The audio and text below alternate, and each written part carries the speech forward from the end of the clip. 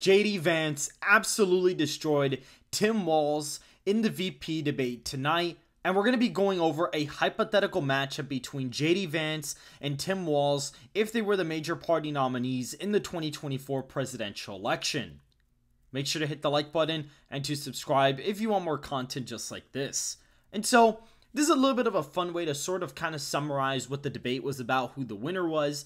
Essentially, the debate is JD Vance won. I mean, it's just as clear as day. He won this debate. Donald Trump's debate with Kamala Harris was effectively a tie, and it was really only a tie because the moderators were just so abysmal. But literally every single topic JD beat him on. There's even focus group polling that even shows that JD Vance beat Walz on climate change with liberal focus groups. Like, imagine you're the Democrat and you can't even win on climate change. Vance circumvented the election integrity question very well. He hit Walz on all the issues and actually was kind of campaigning against Harris the whole debate, which is pretty interesting. I thought it was a smart and effective move. And when we look at this, JD Vance is winning a poll of who won the debate in Baltimore, Maryland, out of all places. He is winning a poll 62-38 in a Tampa Bay News Channel poll. Frank Luntz's focus group is now in favor of JD 12-2. And funny enough, what he doesn't include in here is that it was originally 9-5 Walz. So it was like a complete 180 and then some going ahead. Like, that's crazy. Look at that. That is insane. That is absolutely insane, guys. That's crazy. And after the commercial to break, 10 out of 3, basically 10-3 said Vance was winning. So then 2 other people jumped on board after that. But what he leaves out of here, since he hates Donald Trump, is the fact that the original focus group was 9-5 Walz. So there was literally a complete 180 shift plus then some extra movement, which is really crazy. And looking at Redline's tweets, JD Vance and Walz are effectively at a statistical tie in the CBS News poll, with Vance narrowly ahead, meaning that Vance really won by a massive margin. And looking at here, even CNN couldn't even put up Walz over JD Vance in the VP debate poll, which basically means Vance overperformed and won this debate massively. If you see a Republican tied in a CNN debate poll, that basically means the Republican completely won the debate. That's literally what that means.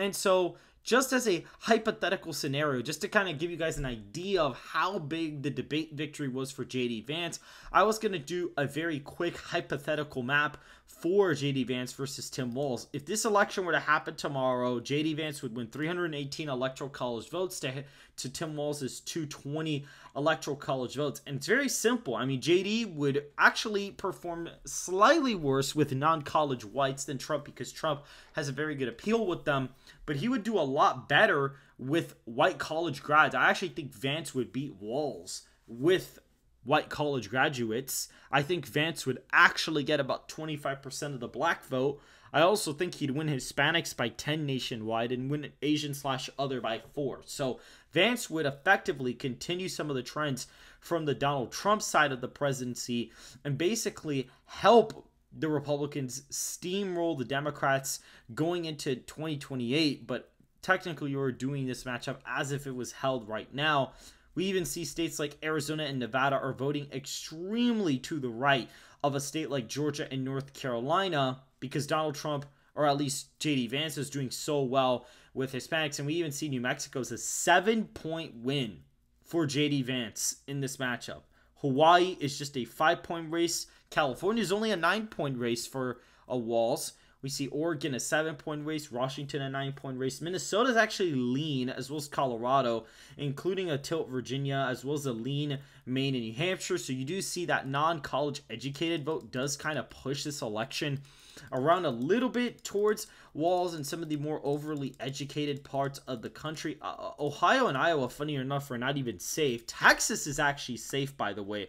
If we go to the demographic modeler, it is actually safe. If Florida is about a 12-point win, Georgia and North Carolina are 6 and 7-point wins. Arizona and Nevada are huge wins, including New Mexico. And funny enough, this actually is just enough to win JD Vance the presidency. He doesn't even need the state of Alaska in order to even win. With just taking the Sunbelt states and in New Mexico, he's already winning the presidency. Wisconsin, Michigan, and Pennsylvania are lean Republican in the forecast. I think he does win Nebraska second. California, Oregon, Washington, Hawaii are all likely. Colorado is lean. Illinois is likely. Minnesota is lean. Virginia is actually tilt Democrat on this map, which is fairly fascinating. We also see that a lot of these states are much, much more competitive. I mean, way more competitive. I mean, they're still going to be there. But even New Jersey is a lean Democrat margin. And looking at the state of New York, that's just about an 11-point win for Walz. And Maine's 1st congressional district, give or take, is about a 16-point win to JD's 10-point victory there. So that state is a little bit more favorable to Walz, but even still, he's not doing that great, and Virginia flipping would be 331. So if these were the two major party candidates, just to put into perspective how big of a win this was for JD Vance today, I legitimately think that JD probably would go out there and beat Walz very easily, to the point where he actually wouldn't even need the Rust Belt in order to win the election, where he is more strongly suited, by the way. New Mexico would completely flip its political ideology, especially with Hispanics breaking for the Republican candidate like JD by 10 nationwide. And so that's why you see something like that happen, such a huge margin in the state of New Mexico for JD. Now, I think that currently Walz is just a really bad candidate for Hispanics. I don't think Walz would do well with Hispanics at all. I think he would even underperform Kamala Harris. Now, I do actually think with non-college whites, I think Walz actually does do better than Kamala Harris would, but it's just because there's less turnout. I do think JD would do way better with college-educated voters, to the point where he wins them nationally. And I think he makes marginal gains with black voters, does decent with Hispanics, and wins them outright, and wins Asian/other voters as well. And so he would basically massacre Tim Walz on the national level. Unlike what most people will tell you, JD would actually easily beat Tim Walz in the presidential election. He's currently doing better than Donald Trump is right now, actually. Well, except for the Minnesota margin. So maybe Trump is slightly outperforming Vance. I think he's winning 322. But even Vance wins Nebraska's 2nd congressional district, which is a big, big deal.